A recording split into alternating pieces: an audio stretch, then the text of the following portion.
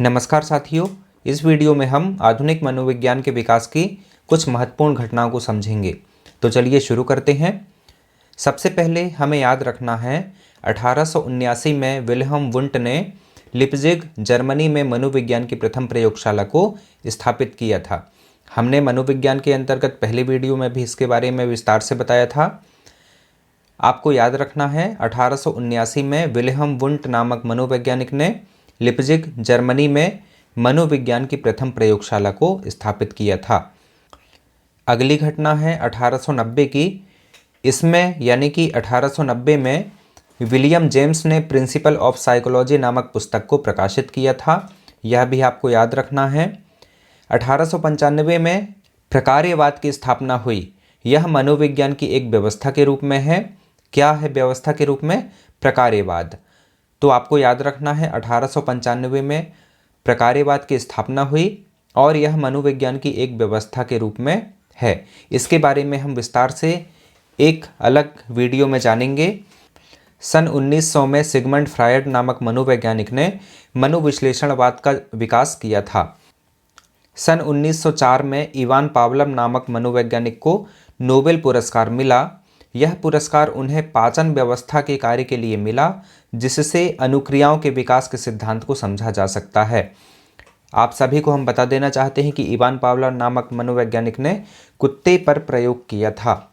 1905 में बीने एवं साइमन ने बुद्धि परीक्षण का विकास किया था। इसके बारे में भी हम विस्तार से किसी अन्य वीडियो में जानेंगे। सन 1912 में जर्मनी में गेस्टाल्टवाद का जन्म हुआ, यानी कि दूसरे शब्दों में हम कह सकते हैं कि 1912 में जर्मनी में गेस्टाल्ट मनोविज्ञान का उदय हुआ। 1916 में कलकत्ता विश्वविद्यालय, जो कि भारत में ही है, इसमें मनोविज्ञान का प्रथम विभाग खुला। अगली घटना है सन 1924 में भारतीय मनोवैज्ञानिक एसोसिएशन की स्थापना हुई। यह आपको याद रखना है। 1924 में जे.बी. वाटसन ने व्यवहारवाद पुस्तक का लेखन किया, जिससे व्यवहारवाद की नींव पड़ी। तो व्यवहारवाद की नींव कब पड़ी? सन 1924 में, जब वाटसन ने व्यवहारवाद पुस्तक का लेखन किया तब। 1953 में बी.एफ. स्किनर ने साइंस एंड ह्यूमन बिहेवियर प्रकाशित की, जिससे व्यवहार को मनोविज्ञान के एक प्रमुख उपागम यानी कि अप्रोच के रूप में बढ़ावा मिला। आपको याद रखना है कि बी.एफ. स्किनर की किताब साइंस एंड ह्यूमन बिहेवियर के प्रकाशन के बाद व्यवहारवाद को मनोविज्ञान के एक प्रमुख उपागम के रूप में बढ़ावा मिला। 1954 में मानववादी मनोवैज्ञानिक अब्राहम मैस्लो ने मोटिवेशन एंड पर्सनालिटी प्रकाशित की। 1954 में इलाहाबाद में मनोविज्ञान शाला की स्थापना हुई। 1955 में बंगलौर में national institute of mental health and neuro sciences की स्थापना हुई। इसे शॉर्ट में हम निमहांस कहते हैं। क्या कहते हैं? निमहांस, यानी कि national institute of mental health and neuro sciences, इसका फुल फॉर्म है। आपको याद रखना है।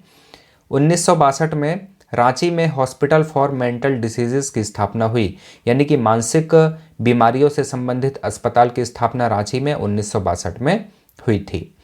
1978 में निर्णयन पर किए गए कार्य के लिए हर्बर्ट साइमन को नोबेल पुरस्कार मिला। हर्बर्ट साइमन एक मनोवैज्ञानिक थे। उन्हें निर्णयन पर किए गए कार्य के लिए नोबेल पुरस्कार प्राप्त हुआ था। 1989 में नेशनल एकेडमी ऑफ साइकोलॉजी यानी कि NAOP की स्थापना हुई। फिर से बता देते हैं, 1989 में नेशनल एकेडमी, यहाँ पर एकेडमी है, ऑफ साइकोलॉजी यानी कि NAOP की स्थापना हुई।